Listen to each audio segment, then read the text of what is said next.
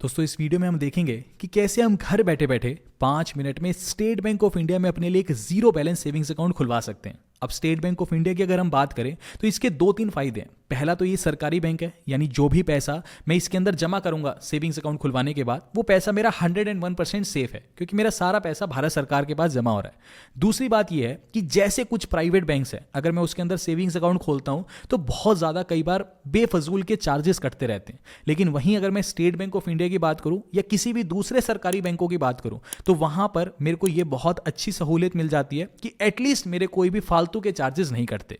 अब भारत के अगर मैं सरकारी बैंकों की बात करूं तो उनके अंदर अगर मैं ऑनलाइन एप्लीकेशन देखूं, जैसे स्टेट बैंक ऑफ इंडिया की मोबाइल बैंकिंग एप्लीकेशन है योनो एसबीआई, तो इसकी सबसे बेस्ट एप्लीकेशन है। वहीं अगर मैं दूसरे बैंकों को कंपेयर करूं, बैंक ऑफ महाराष्ट्र, पीएनबी, आपका बैंक ऑफ बड़ौदा, ठीक है, इनकी भी एप्लीकेशन है। जैसे बैंक ऑफ बड़ौदा की एप्लीकेशन है बीओबी वर्ल्ड, लेकिन जितनी अच्छी एसबीआई की ऑनलाइन एप्लीकेशन है, इसकी चाहे नेट बैंकिंग पकड़ लो या फिर आप इसकी मोबाइल बैंकिंग एप्लीकेशन पकड़ लो, उतनी दूसरे सरकारी बैंकों की इतनी अच्छी नहीं है। चलो खैर, बिना टाइम वेस्ट किए फटाफट देखते हैं कि कैसे स्टेट बैंक ऑफ इंडिया में घर बैठे बैठे हम 5 मिनट में, मात्र 5 मिनट में हम अपने लिए जीरो बैलेंस सेविंग्स अकाउंट खुलवा सकते हैं। अब देखो, सबसे पहले इसके लिए मुझे क्या करना पड़ेगा। सबसे पहले मेरे को स्टेट बैंक ऑफ इंडिया की ये जो योनो एसबीआई वाली एप्लीकेशन है ना, इसको इंस्टॉल करना पड़ेगा और इसी एप्लीकेशन से ही मेरा जीरो बैलेंस अकाउंट खुलेगा। अच्छा, एक गलती काफी लोग क्या करते हैं, कंफ्यूज हो जाते हैं। एक इसकी और एप्लीकेशन भी है, यानी स्टेट बैंक ऑफ इंडिया की एक और एप्लीकेशन भी है जिसका नाम है एसबीआई की लाइट एप्लीकेशन। ये जो लाइट एप्लीकेशन है ना, ये मेरे को इंस्टॉल नहीं करनी, मेरे को इंस्टॉल करनी है एसबीआई की योनो एप्लीकेशन। ठीक है,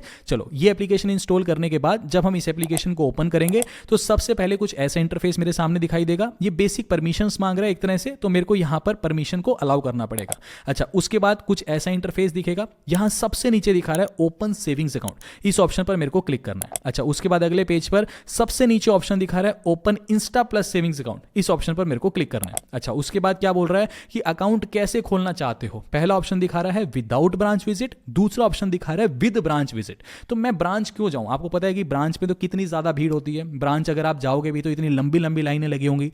तो यही बस एक प्रॉब्लम है सरकारी बैंकों के साथ कि ओवर क्राउडेड हो गए हैं। प्राइवेट बैंकों में बस ये है कि बैंकिंग बहुत अच्छी फैसिलिटी मिल जाती है। सरकारी बैंकों में अगर तो घर बैठे बैठे काम हो जाए, और ये सिर्फ और सिर्फ एसबीआई में हो सकते हैं कि इसी की एप्लीकेशन काफी अच्छी है। तो मैं ब्रांच तो बिल्कुल भी नहीं जाऊंगा, इसीलिए मैं पहले ऑप्शन को सिलेक्ट कर लेता हूं विदाउट ब्रांच विजिट। इस ऑप्शन से क्या होगा, मेरा घर बैठे बैठे अकाउंट खुल जाएगा, केवाईसी भी घर बैठे बैठे वीडियो कॉल पे हो जाएगी और मेरा अकाउंट वेलकम किट वगैरह सब कुछ मेरे को घर पे मिल जाएगा, यानी एसबीआई की ब्रांच जाने की मेरे को जरूरत नहीं पड़ेगी। ठीक है, तो पहले ऑप्शन पे मैं क्लिक कर दूंगा विदाउट ब्रांच विजिट। उसके बाद अगले पेज पे बोल रहा है कि जी आपका जो अकाउंट खुलेगा ना ऑनलाइन घर बैठे बैठे जीरो बैलेंस वाला, उसका नाम है इंस्टा प्लस सेविंग्स अकाउंट। ठीक है, आपको इस पे क्लिक करना है। नीचे देखो, नीचे एक चेकबॉक्स दिखा रहा है, उसके नीचे उसके साथ क्या लिखा हुआ है, I want to open a salary account. अब ये गलती से भी चेकबॉक्स सेलेक्ट मत करना। काफी लोग जल्दबाजी में क्या करते हैं कि इस चेकबॉक्स को सिलेक्ट कर देंगे।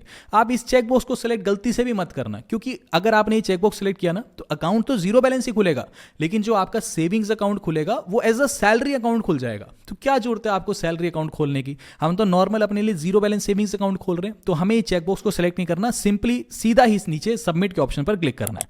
फिर उसके बाद अगले पेज पे बोल रहा है कि स्टार्ट अ न्यू एप्लीकेशन या रिज्यूम एप्लीकेशन। तो अब हम तो पहली बार अप्लाई कर रहे हैं, तो हम पहले ऑप्शन को सिलेक्ट करेंगे, स्टार्ट अ न्यू एप्लीकेशन को। ठीक है जी, उसके बाद अगले पेज पर कुछ ऐसा इंटरफेस आपके सामने दिखाई देगा। यहां पे ये कुछ अकाउंट के फीचर्स बता रहे हैं कि इसके बाद आपकी वीडियो केवाईसी होगी, वो सारी चीजें मैं आपको बताऊंगा ही। तो आपको कुछ नहीं करना, सिंपली नीचे चेकबॉक्स पे सिलेक्ट करना है, फिर नीचे नेक्स्ट के ऑप्शन पर क्लिक करना है। फिर अगले पेज पे भी वही अकाउंट से रिलेटेड कुछ चीजें बता रहा है, इसको भी कुछ नहीं करो, आप सीधा नेक्स्ट के ऑप्शन पर क्लिक कर दो। फिर उसके बाद अगले पेज पर ये बोल रहा है कि आप अपना मोबाइल नंबर एंटर कर दो, और नीचे बोल रहा है कि आप अपनी ईमेल आईडी एंटर कर दो। अब ईमेल आईडी ऑप्शनल है, अगर मान लो आपके पास ईमेल आईडी नहीं भी है तो भी कोई प्रॉब्लम नहीं है, आप इसे खाली भी छोड़ सकते हो। लेकिन अगर ईमेल आईडी है तो मैं आपसे यही रिक्वेस्ट करूंगा कि प्लीज ईमेल आईडी डाल देना, क्योंकि काफी बार क्या होता है कि एसबीआई के कुछ अपडेट्स आते रहते हैं, या मान लो कोई ट्रांजैक्शन हुई है ना, कोई आपने किसी को पैसे भेजे, पैसे लिए, तो वो भी सारी नोटिफिकेशन ईमेल पे आपको आती रहेंगी। तो अगर ईमेल आईडी है तो जरूर एंटर कर देना। अच्छा, ऊपर जो मोबाइल नंबर एंटर करना है, ये मेक श्योर करना मोबाइल नंबर वही एंटर करना जो आपके आधार कार्ड से लिंक है। ठीक है, तो मोबाइल नंबर एंटर कर देना, ईमेल आईडी एंटर कर देना, उसके बाद नीचे आपको सबमिट के ऑप्शन पर क्लिक करना है। फिर उसके बाद अगले पेज पर ये बोल रहे हैं कि ओटीपी भेजा गया है, आपके मोबाइल फोन पे भी भेजा गया और आपकी ईमेल पे भी भेजा गया है, वो ओटीपी आपको एंटर करना है। जैसे यहाँ पे बोल रहे हैं पहले ओटीपी एंटर करो जो मोबाइल फोन पे भेजा है, नीचे ओटीपी एंटर करो जो आपकी ईमेल आईडी पे भेजा है, तो दोनों ओटीपी आपको एंटर करने हैं। उसके बाद नीचे आपको सबमिट के ऑप्शन पर क्लिक करना है। फिर अगले पेज पे बोल रहा है कि please create your application password, और नीचे क्या बोल रहा है, री एंटर एप्लीकेशन पासवर्ड। इसका मतलब क्या है, देखो जो हम अभी फॉर्म भर रहे हैं, जो हम अभी अकाउंट अप्लाई कर रहे हैं, इन केस मान के चलो कि आपका नेट बंद हो जाए या किसी और कारणवश एप्लीकेशन डाउन हो जाए या कुछ भी, आप इस पेज से एग्जिट हो जाते हो, तो ये बोल रहा है कि आप यहाँ पे एक आईडी मतलब अपना पासवर्ड क्रिएट कर लो कि इन केस अगर आप यहाँ से एग्जिट हो गए तो दोबारा से योनो एप्लीकेशन के अंदर आ जाना, वहां पे आओगे ना, तो जैसे ही आप अपना पासवर्ड एंटर करोगे आप सीधा उस पेज पे पहुंच जाओगे जहां से आप गलती से एग्जिट हो गए थे। समझ के बात को, बस इस पासवर्ड का सिर्फ इतना सा मतलब है। हो सकता है कि पूरा अकाउंट ओपनिंग के प्रोसेस में हमें कोई दिक्कत ही ना आए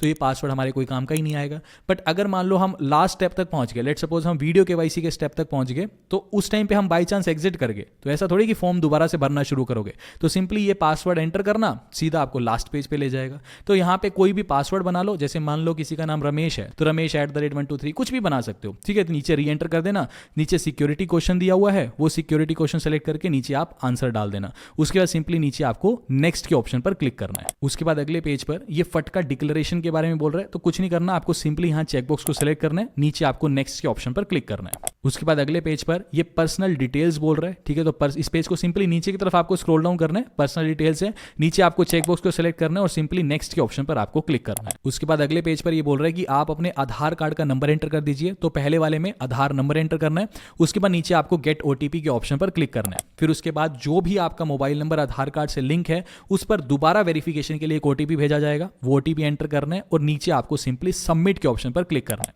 फिर अगले पेज पे ये बोल रहा है कि जी आप अपनी कुछ बेसिक परमिशन, जो बेसिक पर्सनल डिटेल्स हैं वो एंटर कर दीजिए। जैसे सबसे पहले बोल रहे हैं आधार नंबर, ये ऑटोमेटिकली दिखा ही रहा है। नीचे फिर आपको अपना टाइटल सेलेक्ट करना है, मिस्टर मिसिस जो भी है। फिर उसके बाद आपको अपना फर्स्ट नेम लास्ट नेम ये एंटर करना है, जेंडर सेलेक्ट करना है, फिर अपनी डेट ऑफ बर्थ एंटर करनी है। ऐसे इसको नीचे की तरफ स्क्रॉल डाउन करोगे तो एड्रेस दिखा रहा है, तो ये एड्रेस आपको एंटर करना है। फिर पिन कोड एंटर करना है, स्टेट आपको अपनी सेलेक्ट करनी है, डिस्ट्रिक्ट आपको एंटर करना है, विलेज आपको एंटर करना है, नीचे चेकबॉक्स को सेलेक्ट करना है और सबसे नीचे फिर आपको नेक्स्ट के ऑप्शन पर क्लिक करना है। अच्छा, उसके बाद अगले पेज पे क्या बोल रहे हैं कि जी अब आप अपना पैन कार्ड का नंबर एंटर कर दीजिए। तो जो भी आपका पैन कार्ड होगा उसके नीचे एक पैन नंबर लिखा होगा, वो पैन नंबर आपको एंटर करना है, ठीक है जी। पैन नंबर एंटर करने के बाद नीचे नेक्स्ट के ऑप्शन पर क्लिक करना है। फिर अगले पेज पे जो भी फोटो आपके आधार कार्ड पे लगी हुई है ना, वही फोटो ही यहाँ पे रिफ्लेक्ट करेगा, ठीक है। तो फोटो देख लेना, यहाँ पे नीचे आपको नेक्स्ट के ऑप्शन पर क्लिक करना है। उसके बाद अगले पेज पे बोल रहे हैं कि थोड़ी सी और एडिशनल डिटेल्स डाल दीजिए। जैसे एडिशनल डिटेल में क्या पूछ रहे हैं, अपनी एजुकेशन क्वालिफिकेशंस डाल दीजिए।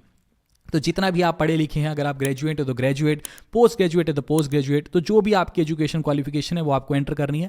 फिर उसके बाद ये बोल रहा है कि अपना मैरिटल स्टेटस एंटर कर दीजिए। अगर आपकी शादी हो गई है तो मैरिड, अगर शादी नहीं हुई है तो अनमैरिड। अच्छा, उसके बाद ये बोल रहा है थोड़ी और एडिशनल डिटेल्स बता दीजिए कि सबसे पहले बोल रहा है कि आपके शहर का नाम बताओ जहाँ पे आपका जन्म हुआ था। तो प्लेस यानी सिटी बताना है, एक तरह से प्लेस ऑफ बर्थ बताना है, तो जिस भी शहर में आपका जन्म हुआ है वो डालना है। फिर नीचे आपको मैडन नेम एंटर करना है। मैडन नेम जनरली फीमेल्स के लिए ही होता है सिर्फ, कि मैडन नेम का बेसिक मतलब ये होता है कि फीमेल का जिसकी शादी हो चुकी है उनका शादी से पहले क्या सरनेम था उसे हम मैडन नेम बोल देते हैं, ठीक है। चलो, उसके बाद नीचे क्या बोल रहा है कि फादर का नेम, तो टाइटल में मिस्टर सेलेक्ट कर लेना, नीचे फादर का first name last name enter करना है, मिडिल नेम को खाली छोड़ सकते हो। ऐसे ही मदर नेम में टाइटल में मिसेस सेलेक्ट कर लेना, मदर का first name last name enter करना है। ये बेसिक डिटेल एंटर करनी है, नीचे चेकबॉक्स को सेलेक्ट करना है। उसके बाद नीचे आपको फिर नेक्स्ट के ऑप्शन पर क्लिक करना है। फिर उसके बाद अगले पेज पे फिर थोड़ी सी बेसिक डिटेल पूछ रहा है, ये आपसे आपका ऑक्यूपेशन पूछ रहा है कि जी अगर कहीं जॉब करते हो तो सर्विस सेलेक्ट कर लेना, खुद का एक तरह से बिजनेस करते हो तो बिजनेस सेलेक्ट कर लेना। तो यहाँ पे बेसिक सी डिटेल है। फिर एनुअल इनकम पूछ रहा है कि जी साल में कितना पैसा कमाते हो, तो मान लो किसी का 5 लाख का पैकेज है तो 5 लाख 10 लाख जितना भी आपकी साल भर की कमाई, महीने की नहीं साल भर की जितनी कमाई है वो एंटर कर देना। फिर अगले पेज पे पूछ रहा है कि रिलीजन क्या है, तो हिंदू मुस्लिम सिख ईसाई जो भी है आपका रिलीजन वो आप सेलेक्ट कर लेना। तो ये बहुत बेसिक सी डिटेल्स हैं। उसके बाद ये बोल रहा है कि आपकी कैटेगरी क्या है, आप जनरल कैटेगरी में है, ओबीसी है, एससी है, एसटी है, अपनी कैटेगरी सेलेक्ट कर लेना। फिर अगले पेज पे बोल रहे रहा है कि जी नॉमिनी की डिटेल आप एंटर कर दो। तो नॉमिनी आपको बनाना चाहिए, तो जिसे भी आप नॉमिनी बनाना चाहते हैं सबसे पहले आपको नॉमिनी का नेम एंटर करना है। उसके बाद नॉमिनी का आपके साथ क्या रिलेशनशिप है, कि नॉमिनी आपका बेटा है तो सन, बेटी है तो डॉटर, वाइफ है तो स्पाउस, पेरेंट्स है तो पेरेंट्स, फ्रेंड, किसी को भी नॉमिनी आप बना सकते हो। तो रिलेशनशिप आपका क्या है नॉमिनी के साथ वो एंटर करना है। फिर नॉमिनी की डेट ऑफ बर्थ क्या है, यहां अपनी डेट ऑफ बर्थ मत डालना, जिसे आप नॉमिनी बना रहे हो उनकी डेट ऑफ बर्थ क्या है वो एंटर करना है। फिर नीचे बोल रहा है कि guardian name if nominee is minor. Let suppose आप कहते हो मैं अपने बेटे को या बेटी को नॉमिनी बना रहा हूं, और आपका बेटा या बेटी जिसे भी आप नॉमिनी बनाना चाहते हो उसकी उम्र 18 साल से कम है, तो बैंक 18 साल से जिसकी उम्र कम है उसे पैसा नहीं देगा। तो उस केस में गार्जियन का नाम डालना जरूरी है, ठीक है, भी उसका गार्जियन कौन है। तो ऐसे में आप अपनी वाइफ का नाम डाल देना, अगर बच्चों को नॉमिनी बना रहे हो तो गार्जियन नेम में वाइफ का नाम डाल देना। समझ के बात को, ठीक है। तो गार्जियन को पैसा मिल जाएगा फिर, ठीक है, गार्जियन की प्रेजेंस में एक तरह से नॉमिनी को पैसा मिल जाएगा। तो गार्जियन नेम तभी एंटर करना है अगर जो नॉमिनी है वो 18 साल से कम उम्र का है। अगर नॉमिनी की उम्र 18 साल से ज्यादा है तो गार्जियन नेम और गार्जियन की जो एज है वो आप खाली भी छोड़ सकते हो। तो ये डिटेल एंटर करनी है। नीचे फिर आपको नेक्स्ट के ऑप्शन पर क्लिक करना है। फिर उसके बाद अगले पेज पे बोल रहा है सर्च ब्रांच, ठीक है। अब जैसे कि आपके आधार कार्ड से इसने आपकी लोकेशन तो उठा ली। जैसे मैं अपना एग्जांपल लेता हूं, मेरे शहर में जो स्टेट बैंक ऑफ इंडिया की 3-4 ब्रांचेज हैं, लेकिन जो मेरे घर के नजदीक ब्रांच है ना उसका नाम है SBI रेलवे रोड ब्रांच। तो मान लो जैसे मेरे को अकाउंट खोलना, मैं चाहता हूं रेलवे रोड वाली ब्रांच में मेरा अकाउंट खुले, तो मैं यहां पे ब्रांच नेम में रेलवे रोड SBI लिख दूंगा। तो मेरे शहर में, क्योंकि आधार कार्ड से इसने मेरी लोकेशन तो उठा ही ली, तो मेरे शहर में जो रेलवे रोड वाली ब्रांच होगी ना वो यहां पे ये दिखा देगा। तो ऐसे आपको सेलेक्ट करना है, आपके सामने आपके शहर की ब्रांचेज आ जाएंगी, अपनी ब्रांच सेलेक्ट कर लेना। इसका फायदा ये है कि वही ब्रांच आपकी होम ब्रांच बनेगी, यानी एक्चुअल उसी ब्रांच में आपका अकाउंट खुल रहा है। इसके अलावा बाकी सारी SBI की ब्रांचेज आपकी नॉन बेस ब्रांच होगी, ये आपकी बेस ब्रांच मानी जाएगी, जिसे हम होम ब्रांच भी बोलते हैं, ठीक है। ये करने के बाद अगले पेज पर दोबारा आपके मोबाइल फोन पर वेरिफिकेशन के लिए एक OTP भेजा जाएगा, वो OTP आपको एंटर करना है। उसके बाद अगले पेज पे बोल रहा है कि जो आपके डेबिट कार्ड आएगा, यानी जब अकाउंट खुल जाएगा 1 हफ्ते के बाद आपके घर पे वेलकम किट आएगी जिसमें आपकी चेकबुक, पासबुक और आपका डेबिट कार्ड होगा। तो ये बोल रहा है कि डेबिट कार्ड में आप क्या चाहते हो, क्या नाम लिखा हुआ है, ठीक है। तो जो भी आपका फुल नेम है वो एंटर कर देना। नीचे फिर आपको नेक्स्ट के ऑप्शन पर क्लिक करना है। अब ऑलमोस्ट हमारा सारा काम हो चुका है। अगले पेज पे ये बोल रहा है कि आपका टोकन नंबर जनरेट हो चुका है, टोकन नंबर यहां पे दिखा रहा है। बस आपको इस पेज को नीचे की तरफ स्क्रॉल डाउन करना है, ये चेकबुक सेलेक्ट करना है और सिंपली नीचे आपको नेक्स्ट के ऑप्शन पर क्लिक करना है। फिर उसके बाद अगले पेज पे बस हमारा एक स्टेप रह गया, अकाउंट ऑलमोस्ट खुल चुका है, सिर्फ वीडियो KYC का। तो ये बोल रहे हैं वीडियो KYC प्रोसेस शुरू होगा, नीचे आपको नेक्स्ट के ऑप्शन पर क्लिक करना है। फिर अगले पेज पे दोबारा एक KYC की डिटेल्स दिखा रहा है, तो सिंपली आपको नीचे स्टार्ट वीडियो कॉल के ऑप्शन पर क्लिक करना है। उसके बाद अगले पेज पे बोल रहा है कि बेसिक परमिशन है कैमरे की, माइक्रोफोन की, लोकेशन की, तो अलाउ परमिशन पे क्लिक करना है। और फाइनली आपकी वीडियो को जो कॉल है वीडियो KYC स्टार्ट हो जाएगी, यानी आपके सामने वीडियो कॉल पे स्टेट बैंक ऑफ इंडिया का एक एम्प्लॉय आ जाएगा। वो एम्प्लॉय आपको ये कहेगा कि जी सीधे बैठ जाइए। पहले तो वो आपकी फोटो कैप्चर करेगा, फिर वो कहेगा अपना ओरिजिनल पैन कार्ड अपने हाथ में रख लीजिए। तो आपको वो कहेगा अपना ओरिजिनल पैन कार्ड मुझे दिखा दीजिए, तो वो अपना ओरिजिनल पैन कार्ड कैमरे के सामने कर लेना जिसकी वो फोटो कैप्चर करेगा। फिर वो ये कहेगा कि एक ब्लैंक पेपर पे उनके सामने ही सिग्नेचर करो, ठीक है। तो वो आपको सिग्नेचर ब्लैंक पेपर के उनके सामने करने हैं, फिर उसकी वो फोटो खींच लेंगे। अब फाइनली क्या होगा कि जब मान लो सिग्नेचर इसलिए लिए जाते हैं कि जैसे आपके पास जब वेलकम किट के अंदर चेकबुक, डेबिट कार्ड और पासबुक आएगी।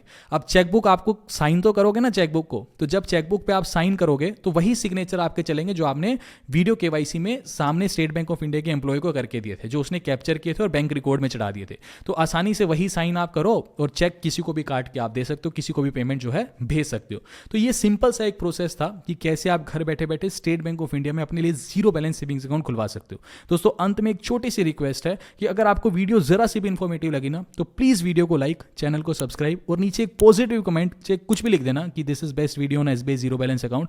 इससे हमें बहुत मोटिवेशन मिलता है। तो मिलते हैं आपसे अगली वीडियो में। अभी के लिए this is the end of the video. Thanks for listening and thank you all.